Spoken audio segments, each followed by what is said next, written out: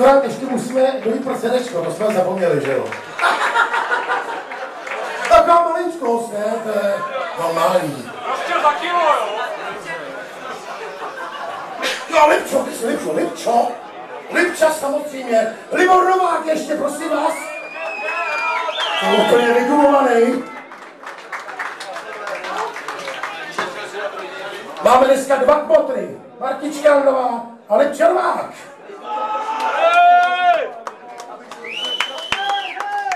Tady je.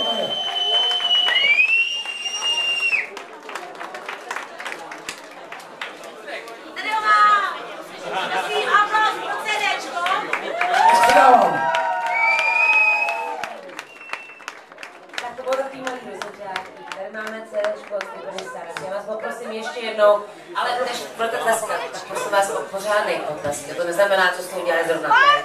Ale to, co se patří pro jeho rokový fanoušky. Takže pozor, potlesk pro skupinu Saras teď! Hele, Marto. Ale jenom holky, ne? No, kluci řvou trošku jinak, že jo? Takhle se možná pleská a fandí v Praze. Ano, přesně tak. Ale já vím, jak oni to umí. Tak mi to ukaž. Ukaž ještě jednou to CDčko.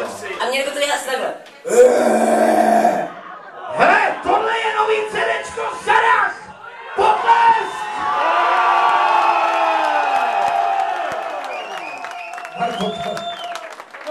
Tohle kurva máš pravdu, to bylo absolutně ono.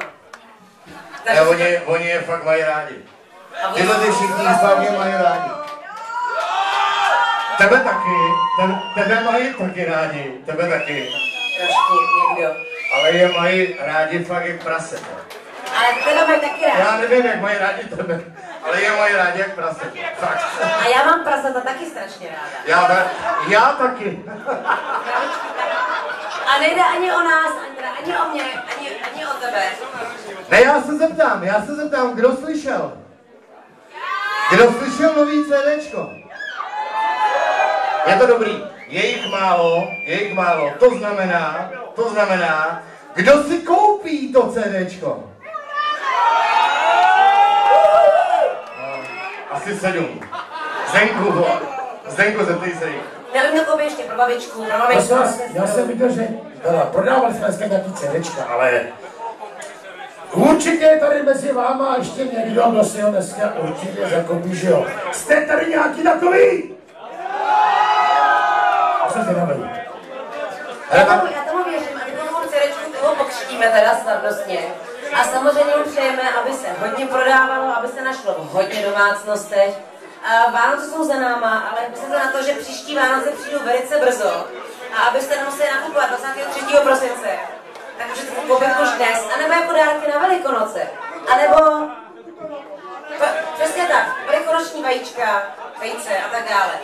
Takže já přijdu tady tomu CDčku, aby bylo v každé domácnosti. Aby bylo hráno samozřejmě hodně nahlas, protože potichu to absolutně nemá cenu. A to jsou moje přání jako jedné jeskynkové kmotře. Hele Marto, umíš křtít CDčka? Já umím strašně dobře rozdělat alkohol po CDčka. To mi docela jde. Já vím o jedné profesionálce, která tady normálně je. Která normálně profesionálně chodí po podí a křtí CDčka. To chci vidět. Chceš to vidět? Strašně moc. Já jsem byl tuhle na koncertě Koláře. A ten si pozval z davu. Normálně někoho, kdo mu pokří CDčko. To si neviděla. A byla nahá. No, nebyla, ale bylo to úplně jedno. Je tady ta, co křtila CDčko Petrovi Kolářovi? Ne, to je normálně ona. To je masakr. Pojď sem, maličká, pojď. Ale můžeš. Ona se totiž strašně celou dobu styděla, jo. Jsi krásná, mladá, nemáš se co stydět. Popřála třeba Koldovo CDčku, popřála hodně zdraví. To je krásná. Tak pojď sem. Dneska máš druhý pokus. A každý CDčko potřebuje hodně zdraví. Předávám mikrofon, prosím, tady potlesk pro neznámou sudičku. Ne, to je normálně sudička. Od té doby Kolda prodal asi 500 000 desek, jako je. Tak něco řekni, řekni něco. Jo, řekni to. Co přeješ tomu CDčku? Hodně štěstí a zdraví.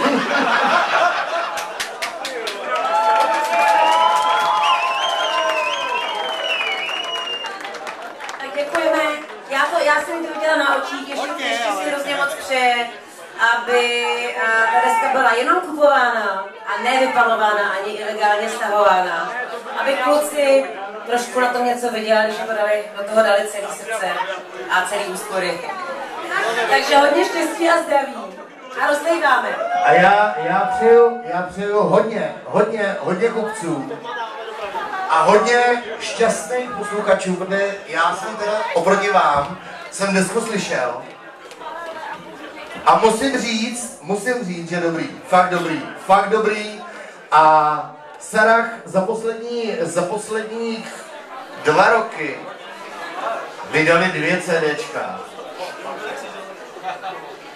A to nedělají ani profíci, takovýhle věci. A navíc to fakt prodávají, takže já s Martou žehnáme tomu CDčku a všem ostatním a klukům, protože se drží svýho kopyta, hrajou furt jedno a to samý. To znamená, furt jedou ty tancovačky a ten český beat, tak jak to má být. A přejeme jim hodně zdraví, hodně štěstí a hodně dalších takovýchhle CDček. Co vy?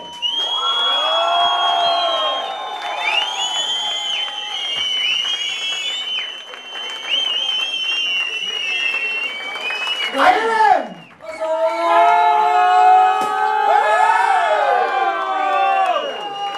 A tady to máme, prosím, o potlesk!